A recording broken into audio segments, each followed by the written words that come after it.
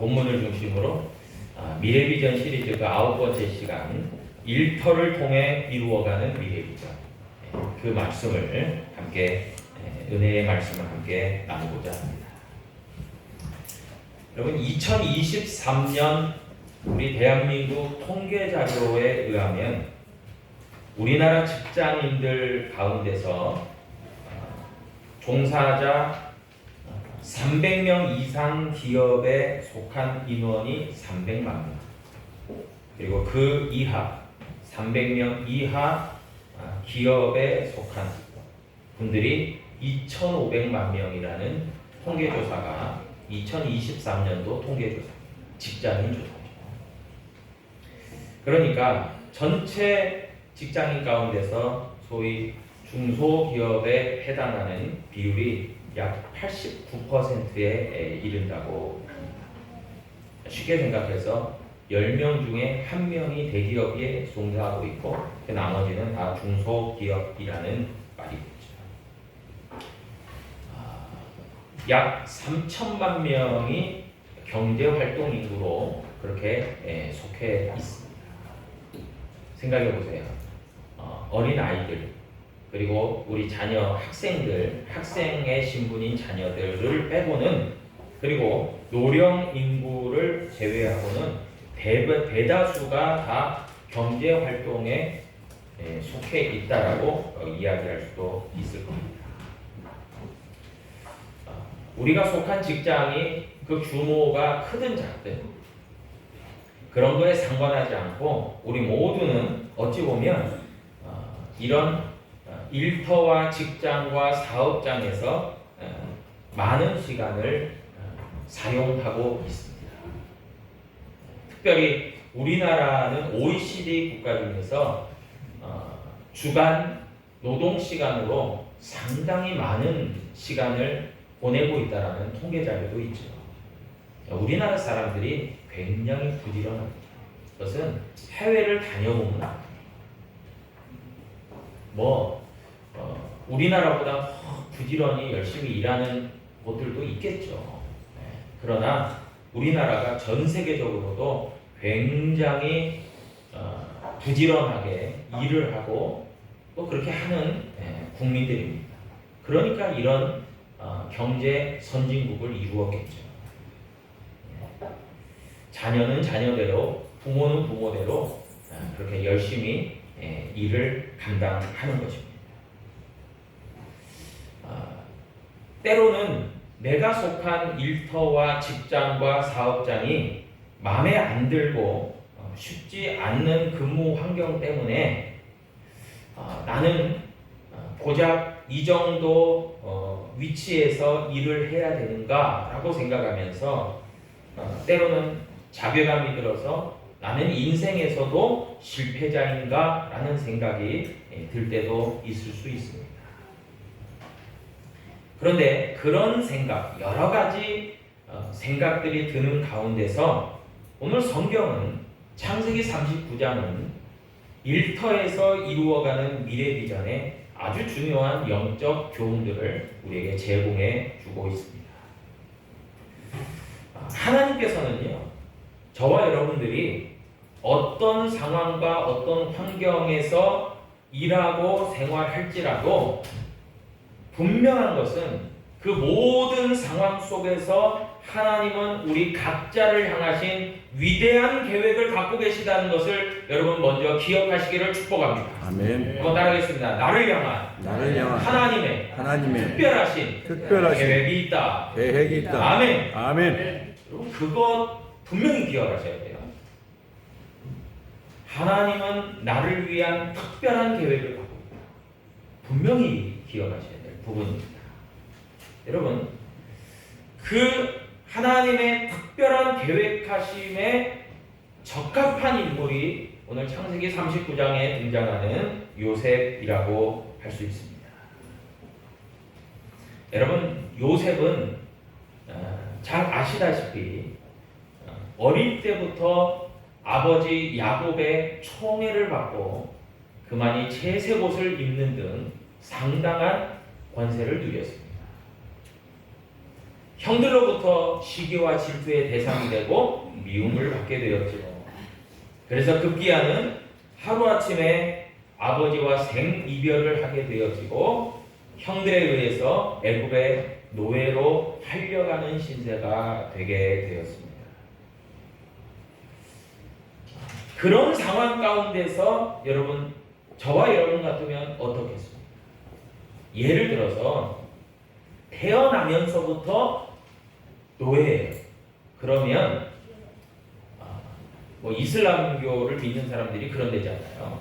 제가 저희 친구 지금은 이제 중동에서 사역하다가 미국으로 건너갔지만 제 친구 선교사님이 요르단에서 선교할 때 선교하고 그리고 이제 제가 목회했던 암태에 와서 선교 보고도 하고 이렇게 했는데 그때 얘기를 들으면서 참 저렇구나라는 생각을 했어요. 중동 요르단에서 사역을 하는데 요르단 사람들이 참 재밌대요. 그 사람들이 약속을 잘 안 지킨다네요. 그래서 분명히 약속을 정했는데 약속 시간에 안 온대요. 그러면은 한참 지나서 한 30분 이상 지나서 왜 이렇게 늦게 왔느냐라고 따져 물으니까 인샬라 하고 끝나더래요. 그러니까 인샬라가 뭐냐면은 신의 뜻대로 그 말이에요. 이게 무슨 말이냐면은 내가 늦은 것도 신의 뜻이라는 거예요. 그래서 할 말이 없더래요. 그래서 야, 이거 해도 너무한다. 이런 이야기를 제가 들은 적이 있는데 여러분, 예를 들어서 어떤 상황 가운데 놓였을 때 아이 그거 뭐 신의 뜻이지, 숙명이지, 운명이지, 나보고 어쩌라고 이런 식으로 접근하면요 아무런 변화와 기대를 할 수가 없습니다. 그래서 지금도 아시다시피 인도 같은 경우는 카스트 제도가 법적으로는 없어졌다고 하지만 실제로는 존재한다고 하잖아요. 그래서 지금도 직업적인 선택을 할 때에 어느 가문에 속했느냐에 따라서 할 수 있는 일이 정해져 있다라고도 합니다. 그러면 숙명에 의해서 나는 원래부터 노예로 태어났으니까, 나는 원래부터 하층민으로 태어났으니까, 나는 원래부터 소위 일명 우리가 익히 아는 대로 나는 흙수저니까 이러면서 그냥 자기의 운명이려니 숙명이려니 하면서 생활하게 되어지면 아무 발전이 없죠. 여러분, 요셉은요 하루아침에 이쁨 받는 아들에서 노예가 되어졌습니다. 여러분, 그럴 때에 요셉이 겪게 되어지는 그 방황이라고 하는 것은 이루 말할 수가 없습니다. 여러분, 원래부터 노예였으면 그냥 숙명이려니 하고 받아들였을 수 있어요. 그런데 자유인으로 태어나고 아버지의 귀염을 받고 자라고 그랬던 요셉이기 때문에 하루아침에 노예의 신분이 되었다는 것은 도저히 받아들일 수 없는 그런 입장이었다는 것이죠. 여러분, 그래서 보통의 사람 같으면 감정 조절이 안 돼서 그냥 자포자기하는 심정으로, 그리고 삶을 낙심하고 또 원망하고 불평하는 그런 마음들로, 더러는 자기를 노예로 파는 형들에 대한 복수심을 가지고 그렇게 삶을 지탱해 나갈 수밖에 없는 상황과 처지일 수 있습니다. 우리가 흔히 생각하는 그런 루트죠. 그런데 요셉은 달랐습니다. 여러분, 요셉은요 그런 상황, 어려운 상황 속에서 자신의 삶을, 자신의 감정을 컨트롤할 수 있는 내면적 힘이 있었다는 거예요. 여러분, 그런데 이 내면적 힘이 요셉 스스로의 힘이 아닙니다. 요셉이 하나님의 꿈을 갖게 되어지고 하나님의 비전을 소유하게 되어지고 하나님을 신뢰하면서 의지하기 시작하면서부터 이 내면적 힘은 강화되어 갔다는 거예요. 요셉이 의지가 대단하고 요셉이 원래부터 잘 흔들리지 않는 성격이고 요셉이 참 별성 부르는 나무였기 때문에가 아니에요. 요셉은 비록 젊은 나이였지만 하나님을 믿는 믿음 가운데서 그의 내면적 힘은 상당한 수준이었다는 것을 우리는 알 수가 있습니다. 이제 차차 말씀을 통해서 그게 확인이 되어지는데, 여러분, 이렇게 요셉은요, 비록 신분이 노예로 전락되었지만 그러나 이전에 갖고 있었던 하나님을 신뢰하는 믿음 가운데서의 내면적 힘, 그 강화된 힘을 가지고 보디발이라고 하는 애굽 왕의 시위대장 집에 속한 노예 생활을 하게 됩니다. 여러분, 그런데 이 보디발이라는 애굽 왕의 시위대장은 대단한 사람이기도 합니다.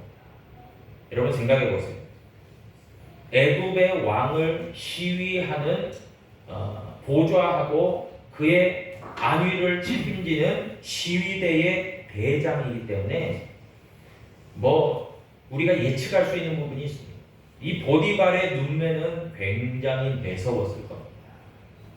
모든 이들이 왕을 위협할 수 있기 때문에 그런 이들을 일일이 감시 감독하는 위치에서 일들을 감당하다 보니까 어느 때에 왕에게 위협이 닥칠지 모르는 그런 상황들을 대비해서 그는 사람들을 파악하고 사람들을 바라보는 능력이 탁월했을 겁니다. 저 사람이 왕을 해할 수도 있겠다. 저 사람의 행동이 굉장히 이상하다. 라는 것들을 파악하기 쉬운 어떤 그런 위치였겠죠. 여러분, 그런 걸 생각해 보면 보디발은 한 사람 한 사람도 허투루 보지 않습니다. 다 매서운 눈초리를 가지고 지켜보게 되는 거죠. 심지어 자신의 집에 속한 어린 나이의 요셉조차도 그는 눈여겨보게 된 겁니다. 그런데 그 보디발의 그 매서운 눈에 비춰진 요셉은 실로 특이한 청년이었어요. 특별한 구석이 있었어요. 왜냐하면은 다른 보통의 노예와는 확연하게 다른 어떤 부분들이 눈에 띄었기 때문입니다. 그것은 무엇이었냐면 작은 일을 맡겼음에도 불구하고 소임을 맡겼음에도 불구하고 대충 시간을 때우는 법이 없어요. 요셉이 그렇습니다. 그리고 일 처리에 있어서 매우 탁월합니다. 그래서 어느 날 보디발은 생각했을 거예요. 왜 요셉이라는 저 가나안에서 노예로 팔려온 저 젊은 청년이 왜 특별하지? 왜 다르지? 보통의 노예와 분명히 다른 구별점이 뭐지? 하고 생각해 보게 되었습니다. 그러면서 내린 결론이 있어요. 그게 뭐냐면 창세기 39장 3절의 말씀에 나옵니다. 그의 주인이 보디발 여호와께서 그와 함께 하심을 보며 또 여호와께서 그의 범사에 형통하게 하심을 보았더라. 아멘. 아멘. 여러분, 보디발이 여호와 하나님에 대한 대단한 지식이 있었던 건 아닐 겁니다. 그런데 요셉의 삶을 보니까 늘 자신이 믿고 섬기고 의지하는 여호와 하나님에 대한 그런 믿음을 갖고 있다는 것은 확인할 수 있었을 거예요. 그리고 그의 삶의 태도를 보니까 분명히 다른 부분이 많이 있습니다. 그런데 더 놀라웠던 것은 그렇게 요셉이 다른 노예들과 확연하게 다른 모습과 태도를 보이면서 일을 감당하는데 분명히 다른 노예에게 맡겼으면 일이 안 될 것도 요셉에게 맡겼더니 일이 잘 되어지는 겁니다. 그러면서 이것이 한 번이 아니고 두 번, 세 번 진행될수록 보디발은 확신하게 된 겁니다. 아, 저 요셉이라는 청년이 믿는 그의 하나님께 저 요셉은 무엇인가 특별한 능력과 지혜를 받는구나. 그러니까 이 모든 일들 가운데 정말 요셉이 놀라운 실력들을 발휘하게 되는구나 라는 것을 발견하게 된 거예요. 요셉에게 있었던 그런 충성스러움과 성실함, 그리고 하나님께로부터 공급되는 지혜로 인해서 보디발은 요셉의 삶이 형통하게 되어지는 것들을 보게 된 겁니다. 아멘. 여러분, 보디발은요, 그러면서 요셉 한 사람을 통해서 그 보디발 집에 일어나는 많은 변화들을 보게 된 거예요. 그러면서 그런 선한 영향력이 누구로부터 비롯됐는지를 분명히 확인하게 되었는데 그 장본인이 요셉이었다는 거예요. 여러분, 참 사실 이런 부분들은 굉장히 우리들에게도 도전이 됩니다. 여러분, 우리가 속한 직장과 일터가 있습니다. 그 규모가 크든지 작든지 상관하지 아니하고, 먼저 이야기 드렸듯이 하나님께서는 우리 믿음의 성도들 한 사람 한 사람에게 특별한 계획을 갖고 계시는 거예요. 요셉도 마찬가지였을 겁니다. 하나님은 요셉을 노예로 신분을 급전직하시키시면서까지 보디발의 집에 요셉을 애굽에 보내신 거예요. 형들이 판 게 아니에요. 겉으로는 형들이 판 것처럼 보이지만 하나님이 역사하셨어요. 하나님이 보내신 거예요. 그것은 창세기 마지막에 나오는 요셉의 신앙의 고백에서 잘 드러났어요. 여러분, 그런 상황 속에서 내가 속한 직장과 일터에서 정말 나에게 주어진 일이 때로는 작은 일, 중요하지 않은 것 같은 일일지라도 요셉의 태도를 보니까 매우 성실했다는 것. 그리고 하나님의 지혜로 일들을 처리했다는 것을 우리는 볼 수가 있어요. 여러분, 그래서 여기에서 굉장히 중요한 것들이 나옵니다. 여러분, 성실. 제가 우리 학생회 우리 아이들하고 오전에 9시 15분에 말씀을 나눈 것도 그 주제가 성실입니다. 그러면서 제가 성실에 대한 이야기를 잠시 했는데, 여러분, 성실이 한자로 성과 실로 이루어져 있죠. 성이 정성 성자고 실이 열매의 실자입니다. 그런데 이 성실은 한마디로 이야기하면 정성을 다했을 때 좋은 열매를 얻게 되어진다. 이게 성실이에요. 그런데 이 성실에 있어서 한 가지가 꼭 들어가야 될 것이 있습니다. 그것은 뭐냐면 내가 최선을 다해도 일이 안 될 때가 있습니다. 좋은 열매, 좋은 결과가 얻어지지 못할 때가 있습니다. 그럴 때에 분명히 필요한 것은 그 가운데서 성실함 가운데서 하나님을 믿는 믿음 가운데서의 정직함이 필요합니다. 그런데 더 한 가지 더 한다면 오늘 요셉에게 있는 하나님의 지혜가 필요했던 것이죠. 여러분, 이 지혜가 왜 필요한지 아십니까? 성실해서 정성을 다해서 열매를 얻게 되어지잖아요. 그러면 하나님의 지혜가 없으면, 예를 들어서 하나님의 지혜가 없으면 요셉은 믿음도 잃어버리고 삶도 망가집니다. 왜 그렇습니까? 하나님, 왜 나를 노예로 만드셨습니까? 하나님, 왜 나를 이렇게 방치하십니까? 그러면서 낙심했다면 노예로서의 요셉의 삶은 그저 그렇게 부당한 대우를 받고 하기 싫은 일을 하다가 그냥 그렇게 살다가 죽었을 거예요. 그런데 요셉 삶 가운데서 하나님이 지혜를 주시니까 요셉은 어떤 마음의 자세와 변화가 이루어지냐면, 하나님, 분명하게 하나님은 나에게 특별한 계획을 갖고 계시는데 지금 내가 노예 생활을 하게 되는 것도 하나님이 나에게 특별한 역사가 있기 때문에 이 일을 맡기신 거지요 라고 이야기할 수 있는 거예요. 여러분, 이것은요 세상의 지혜로 해석이 안 됩니다.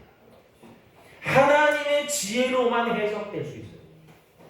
그렇기 때문에 저와 여러분 가운데 성실함도 필요하겠죠. 그러나 하나님 앞에서의 정직함과 하나님께서 주시는 지혜가 분명히 있을 때 저와 여러분들이 속한 직장과 일터 가운데 하나님의 은혜가 충만하게 임할 줄로 믿습니다. 여러분, 이런 요셉의 삶의 부분을 변화되는 모습들을 보디발도 확인하게 되었다는 거예요. 이방인이었고 하나님의 존재도 알지 못했던 보디발조차도 그 느껴지는 것이 있었다는 거죠. 요셉의 삶 가운데서 말이에요. 여러분, 요셉의 삶은 분명히 다른 노예들과 달랐을 겁니다. 다른 노예들은 시간이 좀 남으면 어떻게든 조금 더 쉴까, 조금 더 소위 일명 정말 내가 눈가림만 하고 하는 식으로 할까, 이런 생각들을 했을 겁니다.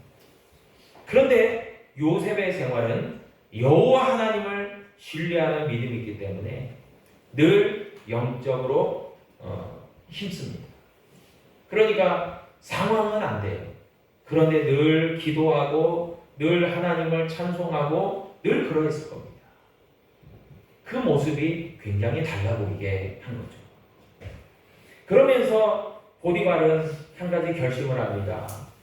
이런 요셉이라고 한다면은, 이런 형통함이 있다라고 하는 것은 내가 더 많은 일을 맡게 해야 됩니다. 여러분, 달란트 비유에서도 많아요.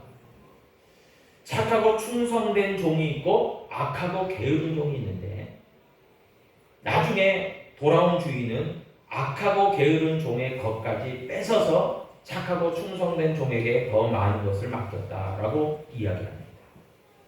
여러분, 우리는 때로는 왜 하나님 나에게 더 많은 것 안 주십니까? 왜 하나님 더 큰 일을 안 주십니까? 우리는 원망하고 불평할 때가 있습니다. 근데 가만히 생각해 보세요. 왜 나에게 그런 크게 보여지는 일을 안 맡겼을까? 준비가 안 됐다는 것을 한번 생각해 볼 필요도 있겠죠. 준비가 안 되는데 하나님이 어떻게 주시겠습니까? 큰 것을 맡겨도 망치는 수밖에는 없지 않겠습니까? 그래서 우리가 하나님의 지혜가 필요합니다. 그리고 보다 더 그것들을 깨닫게 되어진다면 하나님의 지혜 가운데서 성실히 잘 준비해 나갈 때 하나님은 우리에게 크고 위대한 일도 큰 일도 맡겨주시는 때가 올 줄로 믿습니다. 아멘.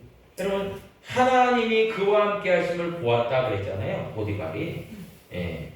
이것이 의미하는 게 뭐냐면은 아까도 이야기 드렸듯이 요셉의 스스로의 능력과 지혜가 아니라 요셉이 믿는 그 하나님 여호와께서 주시는 능력과 지혜가 있음을 보게 되어야 됩니다. 여러분, 우리가 참 이런 것이 있으면 좋을 것 같아요. 우리의 직장과 일터에서 많은 사람들이 고민하는 일들, 또 많은 사람들이 해결점을 찾는 일들, 이거는 안 되나 보다 포기하는 그 시점 가운데서 누군가가 그 사람의 어떤 전문 지식과 경험으로도 커버할 수 없는 문제들이 생겼을 때에 저가 하나님을 믿기 때문에 하나님께로 지혜를 구하고 하나님의 능력을 구하면서 문제의 해결책을 내놓았다면 모든 사람들은 어떻게 생각할까요? 보디발과 같이 저 사람이 하나님 믿는 사람이고 교회 다니는 사람이니까 우리가 생각하지 못했던 생각과 아이디어와 해결책을 가질 수 있었구나라고 생각하게끔 만든 것이 요셉의 삶이 되는 거예요. 여러분, 참 그런 의미에서 요셉은 자수성가가 아니에요. 스스로의 힘으로 어떻게든 버티고 이긴 게 아닙니다. 하나님을 신뢰하기 때문에 하나님으로부터 공급되는 지혜와 능력으로 승리한 인생이 되었다는 거예요. 아멘. 여러분, 바라기는요, 그런 의미에서 저와 여러분들이 잘 영적으로 준비되고 필요한 것들이 있겠죠. 문제만을 보면은 문제의 해결이 될 것 같지만 그러지 않아요.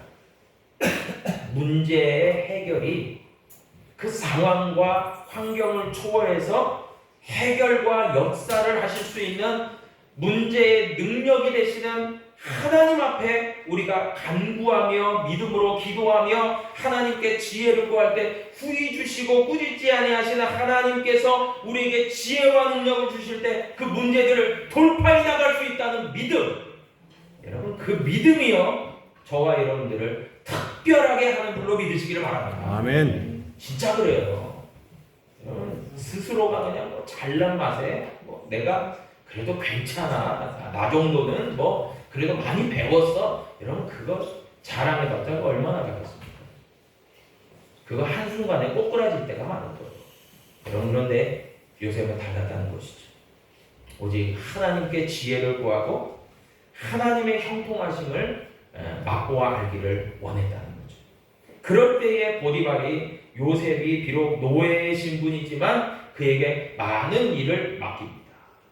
가정의 대소사를 총괄하는 가정 총무의 역할을 맡기게 됩니다. 여러분 그런데 놀라운 일들이 벌어집니다. 작은 일을 요셉에게 맡겼더니 그 일이 잘 됐어요. 형통하게 됐어요. 그러니까 보디발이 싹수가 있네. 요셉 얘 비록 나이는 어리지만 얘한테 한번 맡겨봐야 되겠다고 맡기니까요. 결과가 어떻게 됐냐. 39장 5절에 보니까요. 그가 보디발이죠. 요셉에게 자기의 집과 그의 모든 소유물을 주관하게 한 때부터 여호와께서 요셉을 위하여 그 애굽 사람의 집에 복을 내리심으로 여호와의 복이 그의 집과 밭에 있는 모든 소유에 미친지라. 아멘. 아멘. 하나님의 역사가 있는 거예요. 하나님이 참 그래서 사람을 통해서 역사하죠. 하나님이 기뻐하시고 하나님이 위하시는 요셉을 보디발은 위임한 것뿐이에요. 요셉의 정말 괜찮네라고 그에게 맡겼는데 보디발의 모든 집과 밭에 있는 모든 소유까지 하나님의 복이 임해요. 참 저는요 요셉도 요셉이지만 보디발도 매우 현명한 사람이라고 생각합니다. 여러분 그러니까 요셉 같은 사람을 중용하는 거죠. 여러분 요셉이 비록 나이도 어리고 신분도 노예고 그러나 저가 하나님의 도우심을 받는 사람이구나. 저가 성실하고 지혜롭고 정직하구나. 그리고 저를 통해서 많은 일들이 형통하게 되어지는구나 라고 하니까 더 많은 일을 맡게 되는 거죠. 그리고 보디발의 집은 큰 복을 누리게 되었다는 거죠. 여러분 우리가요 일하는 일터와 직장에서 우리가 반드시 가져야 되는 신앙의 자세와 태도가 여러 가지 있을 겁니다. 그 중에 첫 번째가요 일터와 직장이 단순한 생계수단이 아니라 하나님께서 우리에게 허락하신 사명을 감당할 사명지라고 하는 것을 여러분 꼭 기억하시기를 축복합니다. 아멘. 여러분 창세기 2장 15절 이하에 보니까 여호와 하나님이 그 사람을 이끌어 에덴 동산에 두어 그것을 경작하며 지키게 하셨다 그랬어요.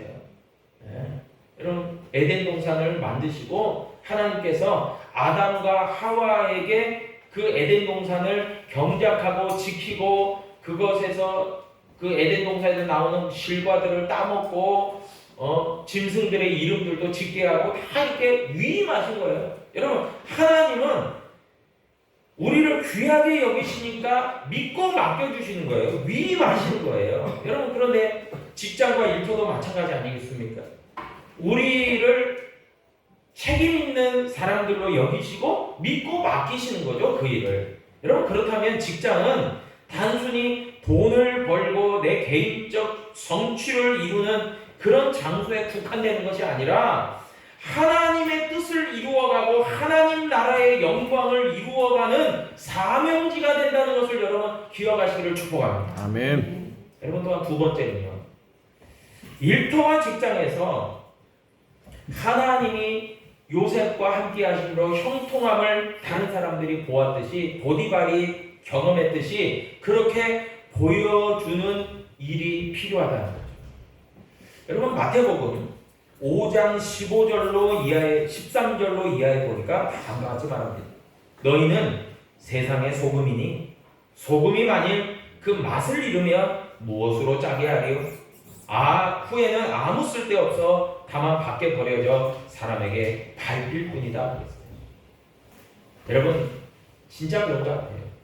우리가 세상 가운데 나아가서 직장과 일터에서 일할 때에 진짜 필요한 필수 요원들이 있는가 하면 누구라도 대체할 수 있는 대체 요원이 있죠. 여러분 생각해 보세요. 누군가가 사장이라고 한다면 이 일은 저 사람밖에 못해. 그러면 저 사람은 중요한 인물로 취급받고 대접받고 대우를 받습니다. 그런데 누구라도 저 자리는 아무라도 대체할 수 있어. 그러면은 값어치가 상당히 떨어지는 겁니다.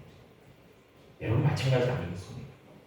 여러분 우리가 대체 불가한 필수 요원이 되기 위해서는 세상에 오늘 마태복음 말씀처럼 너희는 세상의 소금과 빛이야 라고 우리 주님이 말씀하셨어요.